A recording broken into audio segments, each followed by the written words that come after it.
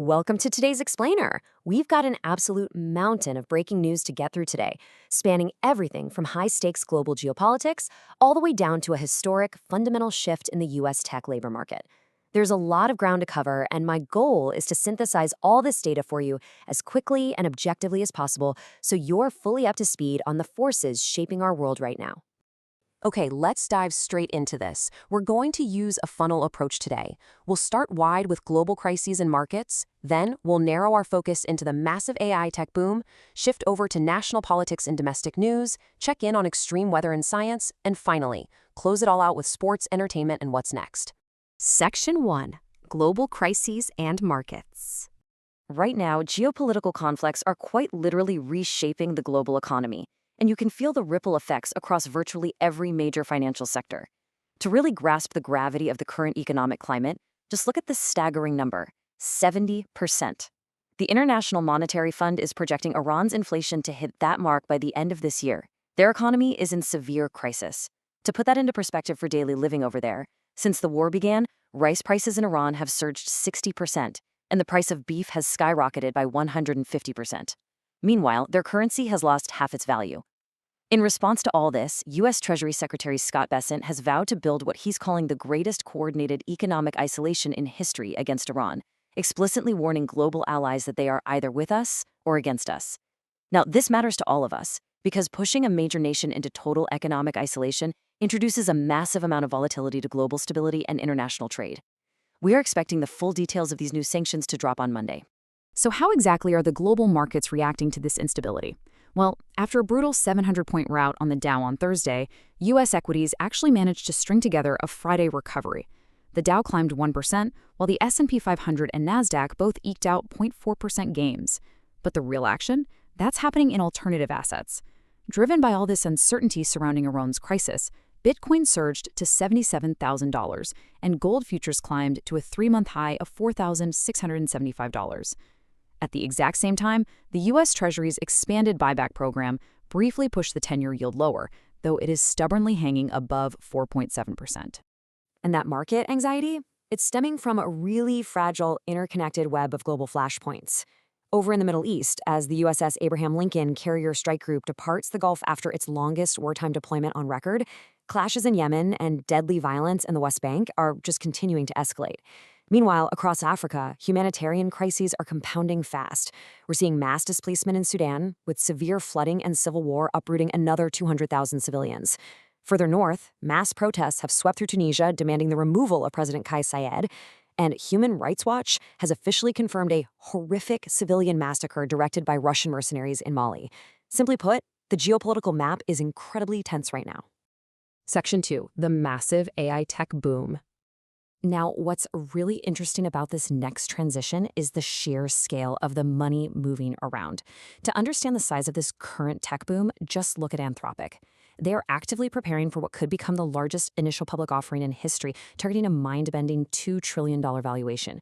Reports indicate their annualized revenue run rate hit an astonishing $65 billion by July.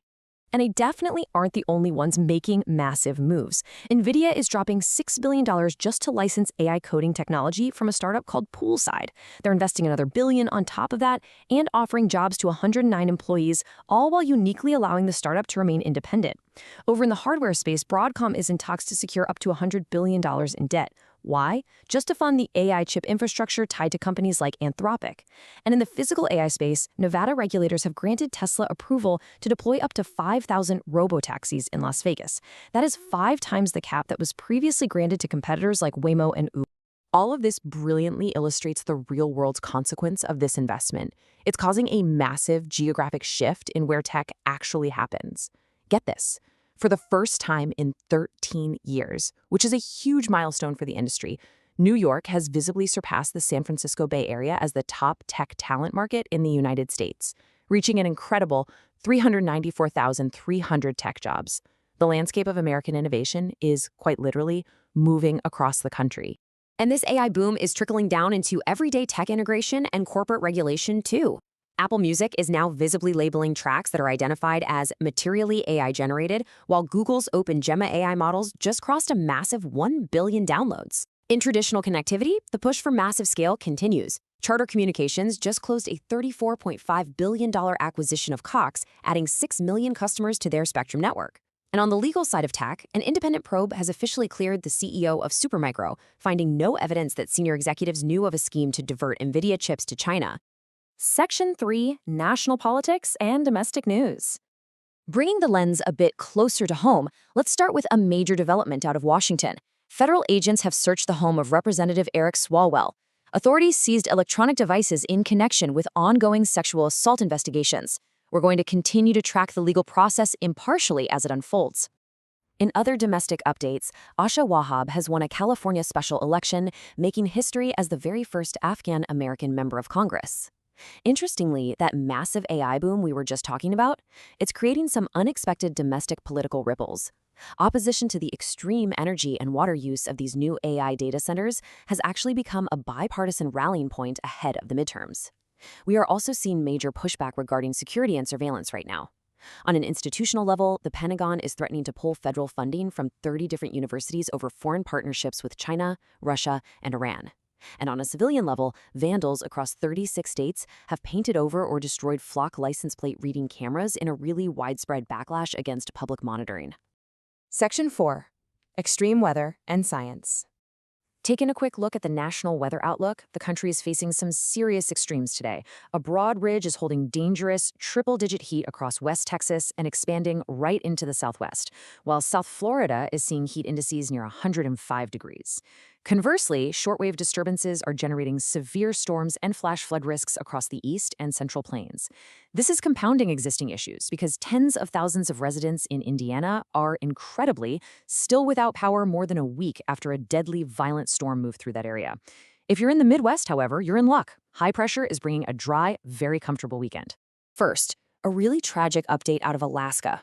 All 8 people aboard a charter aircraft were killed when it crashed at a remote radar site.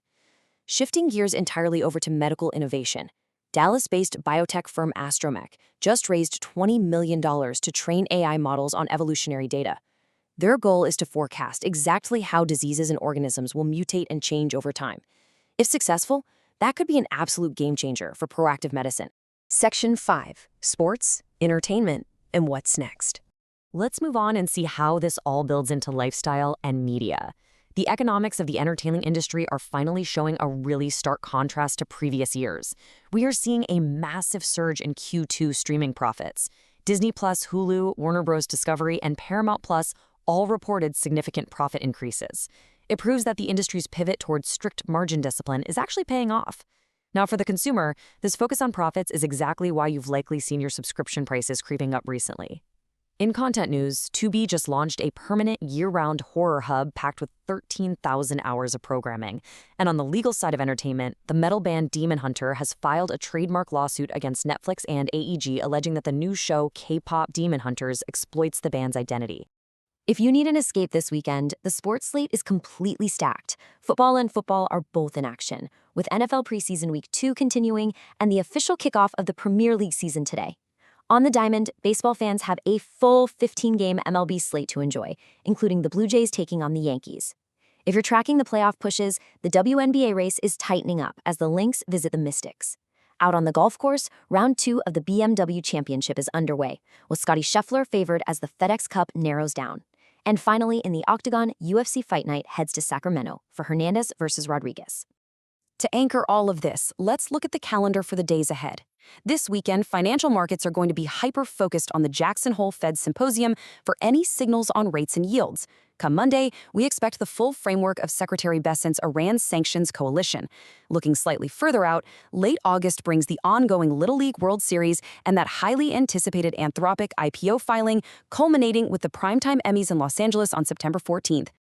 We've covered an incredible spectrum today, from the micro details of the streaming wars to the macro forces of global geopolitics.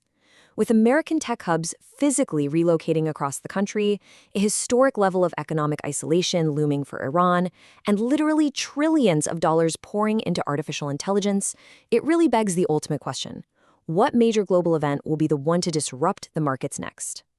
Thank you so much for joining me for this explainer. Keep your eyes on the data, and I'll see you next time.